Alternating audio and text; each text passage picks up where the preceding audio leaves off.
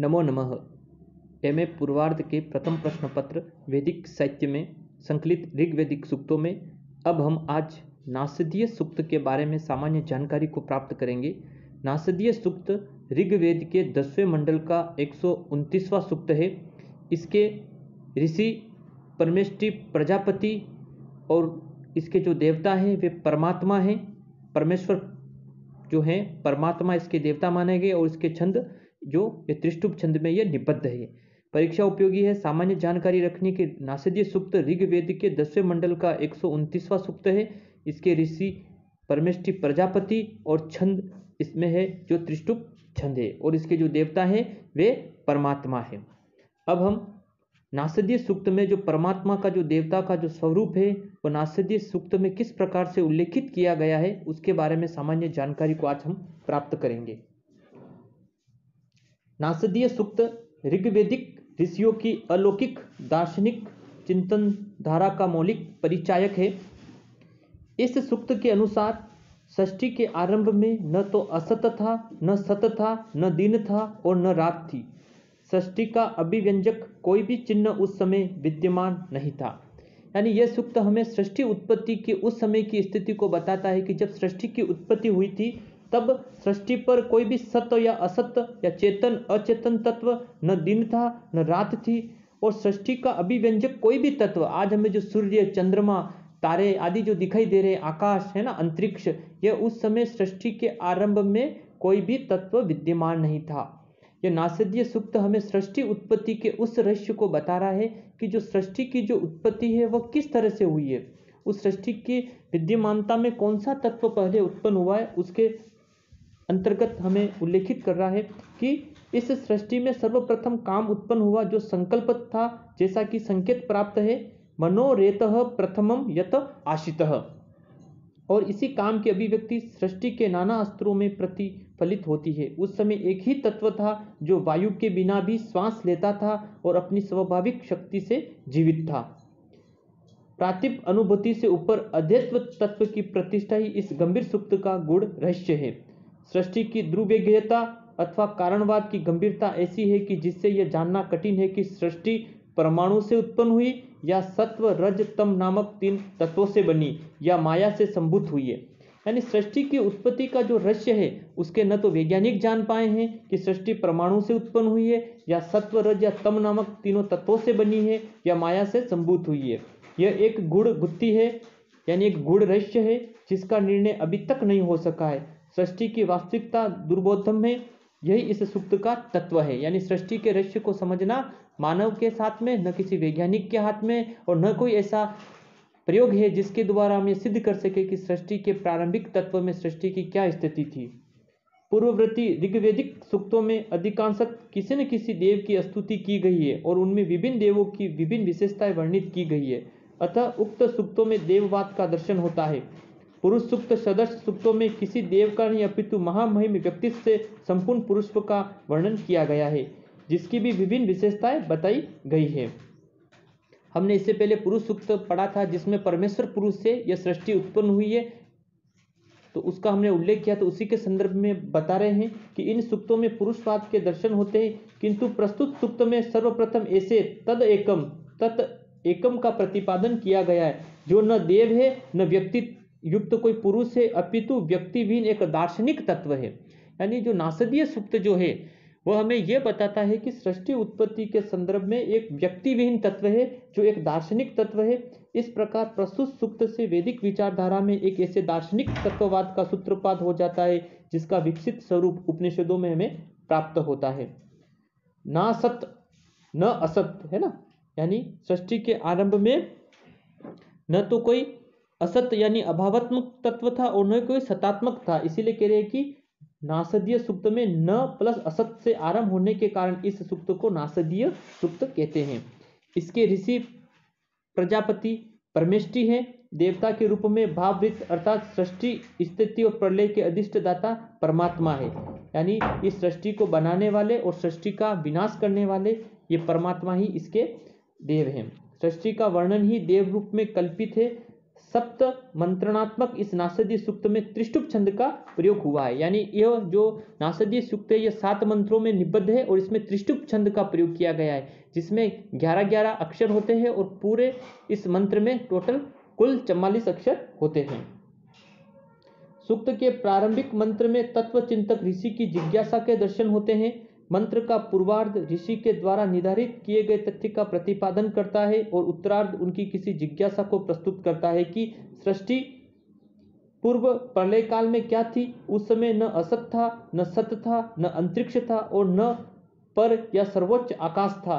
तब फिर क्या रह जाता है, कहाँ रह जाता है, किसके संरक्षण में रह जाता है, अथवा केवल अथा शून्य ही रह जाता है। ये सारी क्रियाविधि हम इन मंत्रों में पढ़ेंगे कि सृष्टि के प्रारंभिक में न कोई सूर्य था, न चंद्रमा था, न आकाश था, न अंतरिक्ष था। इस सृष्टि में प्रथम जो तत्व था वह क्या था, एक शून्य तत्व ही विद्यमान था। उक्त जिज्ञासा का समाधान पुनः तत्व चिंतक ऋषि स्वयं आनिदवातम स्वधया तदेत एकम के रूप में करता है। उस समय वह अकेला बिना प्राण वायु के ही अपनी शक्ति से ही श्वास प्रश्वास क्रिया करता था। यानी अब अभी हम जो जीवित हैं उसमें सबसे महत्वपूर्ण भूमिका जो प्राणवायु की होती है, ऑक्सीजन की होती है, और वह ऑक्सीजन हमें पेड़ पौधों से, इस वातावरण से मिलती है। लेकिन उस समय जो तत्व विद्यमान था वह श्वास प्रश्वास की जो क्रिया कर रहा था वो अपनी स्वयं की शक्ति से कर रहा था। उस समय पेड़ पौधे आदि कोई विद्यमान नहीं थे, वह अपनी जीवंत शक्ति से विद्यमान था, जीवित था। यानी जो प्राणवायु आज हम ले रहे, जिससे हमारा जो शरीर है वह चलायमान हो रहा है, लेकिन उस समय जो शक्ति बिन जो तत्व था वो बिना ही प्राणवायु के केवल अपनी ही शक्ति से श्वास प्रश्वास क्रिया करता था। क्योंकि सृष्टि को चलाने के लिए निश्चित रूप से किसी एक चेतन तत्व की आवश्यकता थी, और वह चेतन तत्व ऐसा था जो बिना प्राणवायु के अपनी स्वयं की स्वधा शक्ति से क्या कर रहा था, वह श्वास प्रश्वास क्रिया कर रहा था। फिर आगे क्या बता रहे हैं परमेष्ठी जो ऋषि है हमारे प्रजापति, कि यह न देव है न व्यक्तिवत कोई पुरुष है, अपितु व्यक्ति विहीन तत्व है। इस तत्व को ही तत्व कहा गया है। इस तत्व को क्या कहेगा, तत्व, यानी तथा किम, है ना। ये तत्व जो शब्द है ये दार्शनिक शब्द है और इसका बड़ा ही गूढ़ रहस्य हमें मिलता है कि जो तत्व शब्द है ये सृष्टि के चराचर जगत में विद्यमान, चाहे चेतन चाहे अचेतन तत्व में उसकी भूमिका निश्चित रूप से विद्यमान रहती है। उसी दार्शनिक गूढ़ रहस्य को बताता है। और यहीं से वैदिक विचारधारा में दार्शनिक तत्ववाद का सूत्रपात हो जाता है। तत्व के स्वरूप का कोई निर्देश नहीं किया गया है। अनिर्देश स्वरूप वाला यह तत्व अकेला अथवा एक है, बिना वायु के ही अपनी शक्ति से श्वास प्रश्वास क्रिया करते हुए जीवित रहता है, अपने अस्तित्व को बनाए रहता है। फिर ऋषि के अंतर्गत आगे वाले स्थिति में इन्होंने बताया है कि मंत्रों में सृष्टि के गूढ़ रहस्य को बड़ी दार्शनिकता के साथ समझाया गया है। इन मंत्रों में सृष्टि के निर्माण के 3 चरणों का हमें निर्देश प्राप्त होता है। यानी इस सूक्त का जो पहला और दूसरा मंत्र है उसमें किसी प्रकार की द्वंद्वात्मकता नहीं है। एक ही तत्व सर्वत्र विद्यमान था। सत असत मृत्यु अमृत आदि के रूप में द्वैत या द्वंद्व के विचार का उस समय प्रश्न ही विद्यमान नहीं था। द्वितीय जो चरण है उसमें मंत्र संख्या 3 और 4 में उस एक तत्व में निर्माण की कामना उत्पन्न हुई। वह तत्व आबू अर्थात निर्माण के लिए तत्पर हुआ, किंतु उसे चारों ओर से जल ने घेर लिया। आक्रांत होने पर वह अपने तप से प्रकट हो गया तथा उस आबू में निर्माण का कार्य उत्पन्न हुआ। उपनिषदों में सो कामायत इत्यादि वाक्यों से इसी एकात्मक तत्व की सृष्टि विषयक उत्सुकता का निर्देश मिलता है। यह सृष्टि मानसिक थी, अतः इसे मनसो रेत कहा गया है। मनोरूप पुरुष का काम इच्छा रूप बीज था। मंत्र दृष्टा ऋषि ने यह पहचान ही लिया कि सत्य व्याकृत तत्व का संबंध असत अव्याकृत तत्व से है। यहाँ जलाच्छन आभू माया से आच्छन परमात्मा का बोधक है। ऐसी अवस्था में ब्रह्मा ईक्षण करता है और सृष्टि की कामना ही यह द्वितीय चरण में दिखाई देती है। तृतीय चरण में मंत्र संख्या 5, 6 और 7 ये 3 भागों में विभाजित है ना। अब तृतीय चरण जो मंत्र है 5, 6, 7 में एक तत्व का 2 भागों में विभाजन निर्दिष्ट है। इसका एक अंश रतोदा जिसे पुरुष बना और दूसरा अंश महिमा जो रेत के ग्रहण अथवा श्रमंदन से था जो नारी कहा गया। इन दोनों के परस्पर आकर्षण से रश्मि फैलाई गई।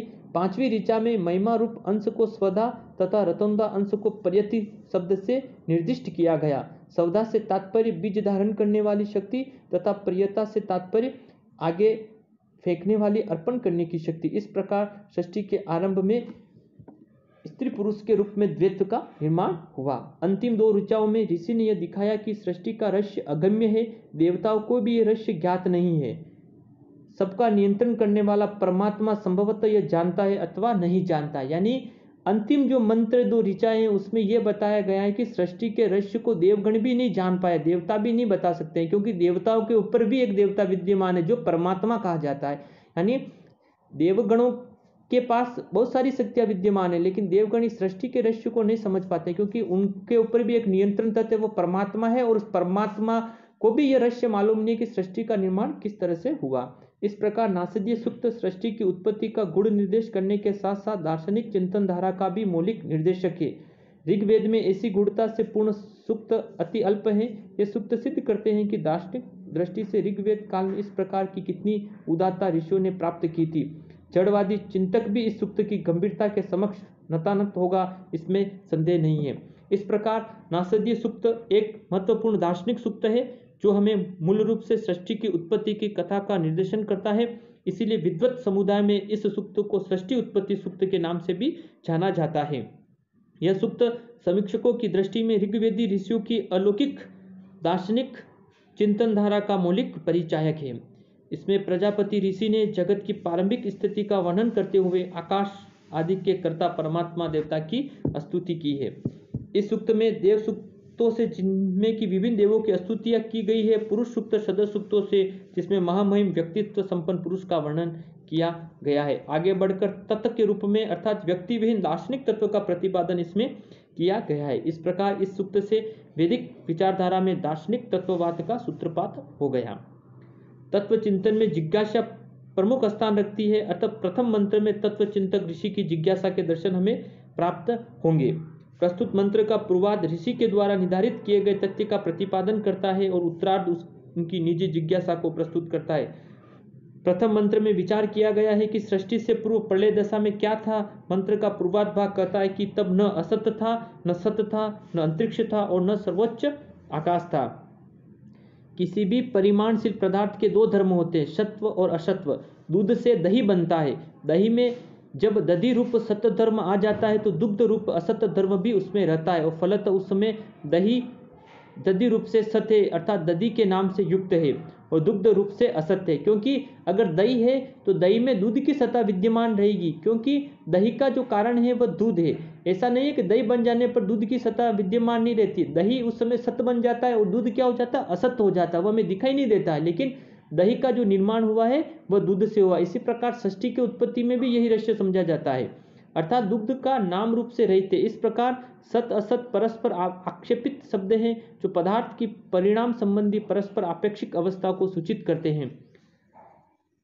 इस प्रकार इन सूक्तों में उन तथ्यों या व्रतों का निषेध किया गया है जो सृष्टि काल में हुआ करते हैं।